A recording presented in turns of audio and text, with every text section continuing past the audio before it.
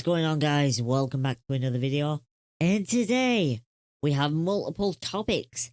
Let's start off with CNN. Now, a record 4.5 million Americans quit their jobs in November. This is actually quite interesting. So we all know what's been going on with, the world situation. People are off from work for a very long time and then they go back to their jobs. And a lot of workers are choosing to quit their jobs. So the quit rates are currently 3%, matching a high from September. Workers were most likely to quit their jobs in the hospitality industry, which had by far the highest quit rate at 6.1% in November, as well as those in the healthcare sector. The numbers in transportation, warehousing, and utilities also increased. Workers continue to quit their jobs at a historic rate. The low-wage sectors directly impacted by the pandemic continue to be the source of much of the elevated quitting, said Nick Bunker, Director of Research at the Indeed Hiring Lab, in emailed comments. Now, this is the thing. I think a lot of people aren't happy with their jobs because they're low-paid jobs and they get treated like crap. They get treated like crap by customers. They get treated by crap by corporate. They get treated by crap by their bosses and co-workers sometimes. Sometimes it is co-workers. It's always someone eventually at some job that you have disagreement with. And here's the thing. People are now in a position where they're like, why am I working this shitty job where I ain't getting paid my value and being treated like crap, working these long hours just trying to get by, and having managers, people, and all sorts just talk to me like horribly. And not to mention that these are sectors that are in high demand as well, right? So people are burnt out. They're working long shifts. They're not getting good pay for it. Being treated horribly. Why would you want to continue doing that? People are starting to wake up and realize that they are worth a lot more than this. And this job that they were hanging on to before, and, now that they've experienced life without it, they don't want to go back to that and they don't want to put up with it. So they're looking for jobs in other sectors or even in the same sector but with different companies that are willing to pay more. And there are companies that are, there's some companies that are paying like the minimum wage. And then there's other companies that are boosting their, salaries, the wages hourly for their staff to like $15 an hour. Which, it isn't a magical number that takes away burden or anything. But it is significantly better than the pay that they're getting in the current jobs. So why would you want to continue being in the position that you were in? So the high quit rates is a symptom of a tight labour market where workers can quickly find a new and potentially better job, which we were just saying now, A lot of these companies, the bigger ones, making real changes to increase the amount of wages. And then there's other ones that just aren't. The November data released Tuesday doesn't yet factor in the arrival of the new variant, blah, blah, blah. But including layoffs and discharges, the total number of separations was 6.3 million in November. So is in November in America, 6.3 million people either quit or lost their job. And yeah, it's one of them, right? And here's the thing, so you also have restrictions in place, like in hotels and restaurants and stuff, and staff often get the brunt end of this when they tell customers to abide by the rules. Staff are the people who take the brunt of it. They get swore at, they get attacked, people do horrible things. Like, there was a video in the summer, like last year. I can't remember exactly where it was, but it was a guy who was in a restaurant, in a fast food restaurant, and he urinated on the counter. Why the fuck should people put up with that? Really? That is a question you have to ask. So, people who quit are taking other jobs, not leave the workforce, says Heidi Schirerholtz, chief economist of the Economic Party Institute, in a tweet Tuesday. On net, the labour market is gaining a ton of jobs every month. Yep, because people are looking for better work. They are looking for better work in alternative fields or in the same field with employers that are willing to give them benefits and increase their pay and actually value them. And I think we're going to see more of this in the long term of people just quitting their jobs and not dealing with it. Moving on. So first of all, we are going to play a video, which is what you are watching now. I apologize for the video in its nature, but it is important to you see this because it's directly critical to the topic that we are going to be discussing. Get your hands up! Get your hands up! Hands in the air! Hands in the air! Face away! Hands in the air! Hands in the air! Put your hands in the air! Do not reach into the car! Put your hands in the air! Hey, hands in the air!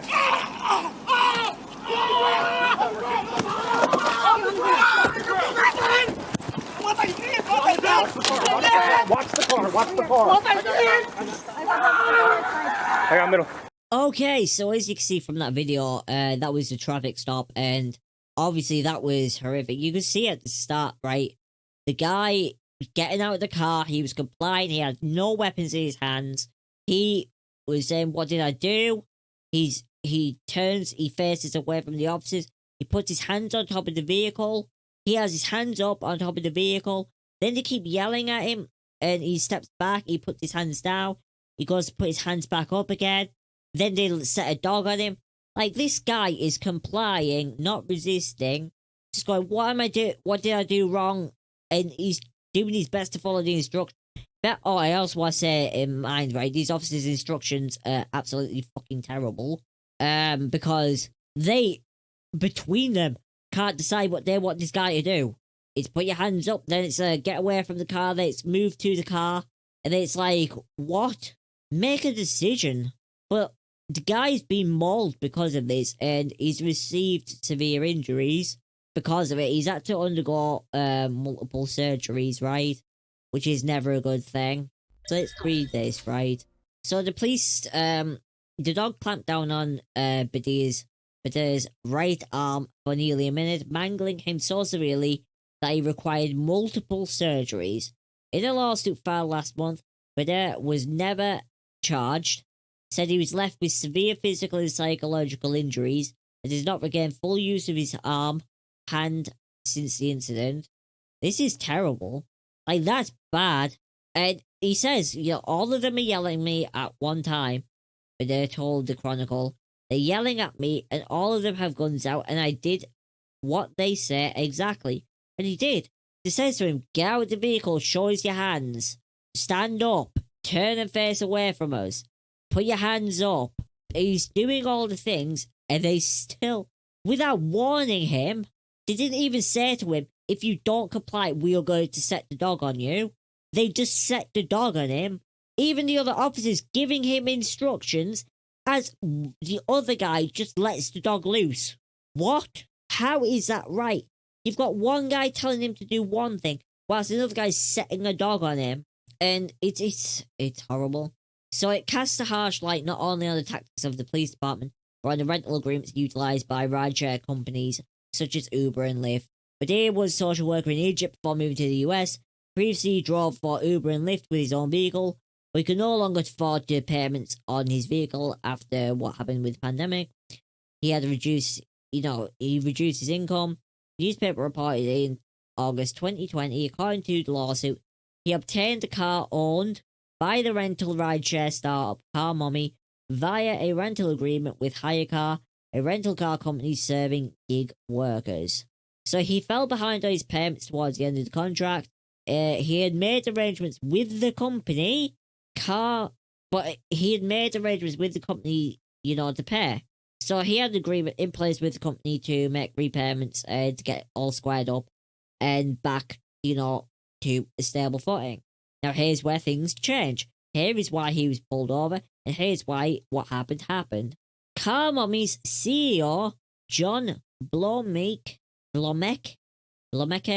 reported the vehicle as stolen, which language in the contract Badier signed stipulated could happen if he fell behind on his payments and other criteria were met, according to the Chronicle.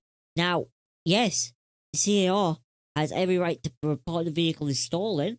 However, there was an agreement in place for repayments, right? And we don't know the actual, stipulations of that agreement. But if there is an agreement in place to continue to the end of the contract for repayments to be made, then to renege on that agreement and report the car is stolen is negligent, because that caused this.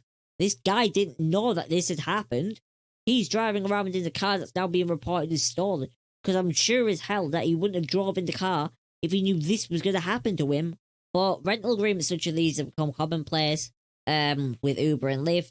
As Uber and Lyft expanded across the US, short-term car rentals through partners such as Hire Car offer fewer hoops to jump through than traditional typical car rental arrangements, and the short-term car rentals gave Uber and Lyft access to a new pool of drivers. But many drivers have claimed that the rental agreements can be predatory, sometimes requiring higher rental and other costs in exchange for lower pay.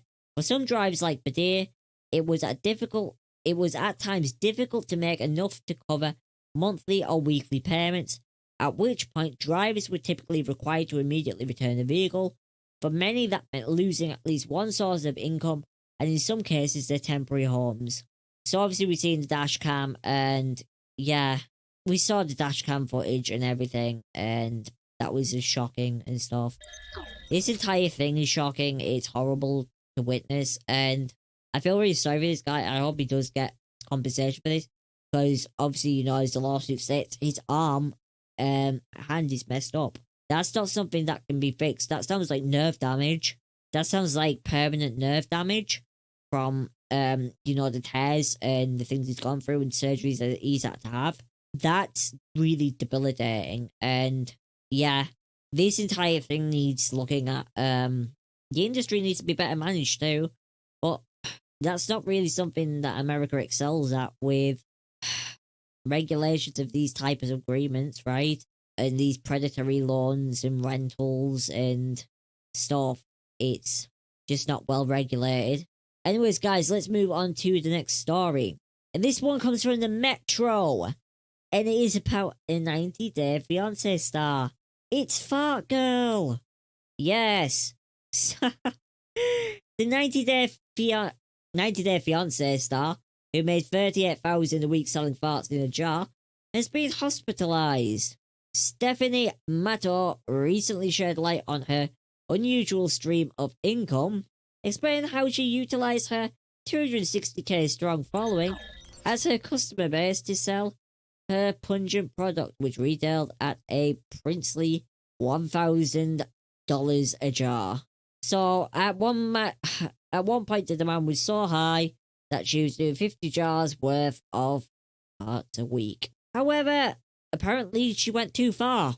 Went too far and had to go to the hospital. So she told Gem Press that she thought she was having a stroke, and that these were my final moments. I was overdoing it. So Stephanie 31 recalled how she consumed 3 protein shakes and a huge bowl of black bean soup in one day before the feeling that something was not right with a pressure in the stomach that moved upwards throughout her body. It was quite hard to breathe, and every time I tried to breathe I'd feel a pinching sensation around my heart, she explained. Yep, that's trapped wind for you. And that, of course, made my anxiety escalate. I actually called my friend and asked if they could drive me to the hospital because I thought I was experiencing a heart attack. Why wouldn't you call 911? Why is this thing with Americans calling hospitals? Sorry, to friends to take the hospital and not calling ambulances? Is it because of the cost? If someone knows if it's because of the cost, can you let me know down below?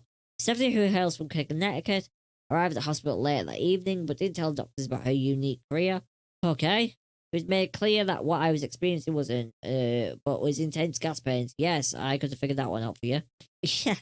She was advised to change diet and take a gas suppressant medication, which has effectively ended my business. Oh, I've yes. That is so sad that her business of selling farts is over. So yeah. Weird story, right, guys? But yeah, basically, she had gas. Who'd have known? She was deliberately giving herself gas, and it turned out badly. Don't mess around trying to have unhealthy diets, guys. Like, that your diet situation's really important. You need to make sure that you don't necessarily have to eat healthy, but you should make sure that you eat responsibly, right? that the things that you're putting in your body, the amount of things that you're putting in your body is safe. You know, don't be doing this where you're having multiple protein shakes a day when you don't need to, and then eating food that'll deliberately give you gas and stuff, because you'll cause yourself pain and discomfort, and it could end up leading to something more severe, you know, depending on what you're eating, right? So, balance. Always have balance, right? Just try to balance your diet and not overdo things, right?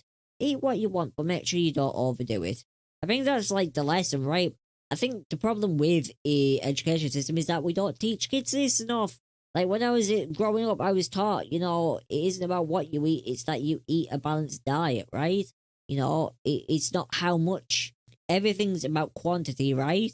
Everything's about quantity. And so long as you manage to remain balanced, then you'll be relatively healthy, right? But anyways, the final story is there. CNN. And this one is about a TV anchor in Missouri. And it's kind of offensive, to be quite honest. A news anchor in Missouri was deeply hurt when a viewer criticized her for being very Asian. And yeah, it's sad, this one, actually, to be honest. It's the state of the world, and in some ways the USA.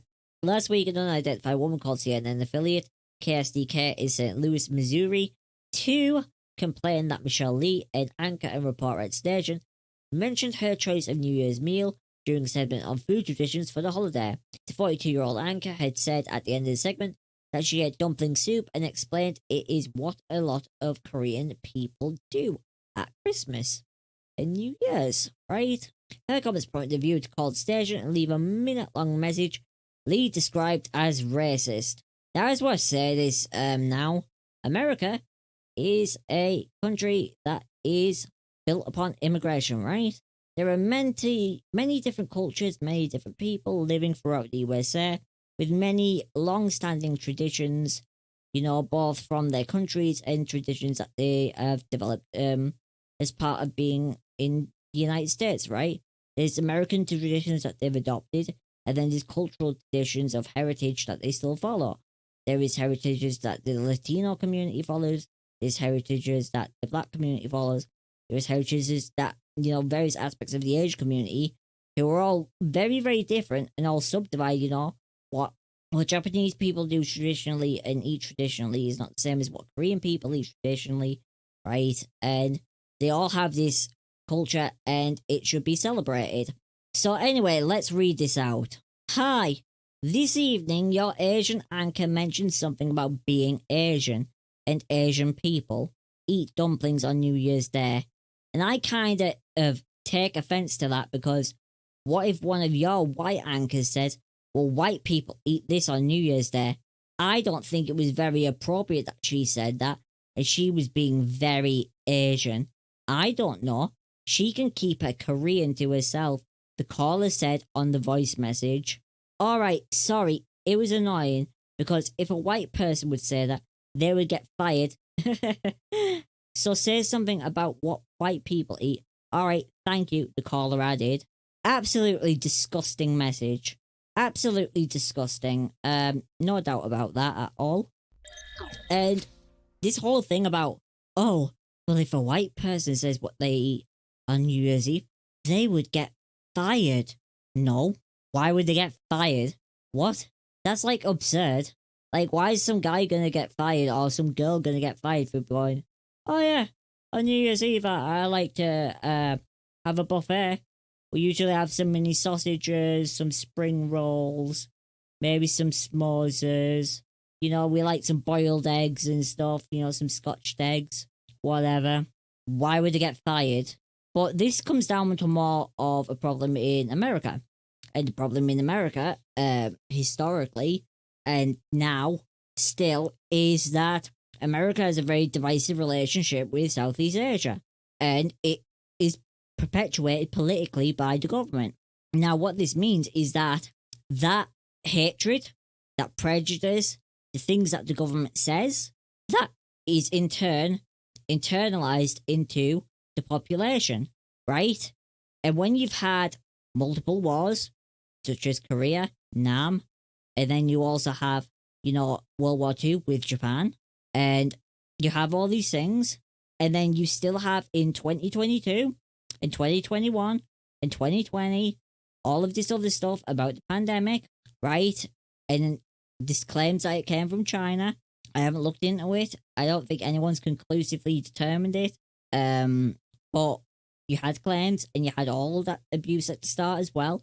And this is something that the Asian community has been living with for a very long time.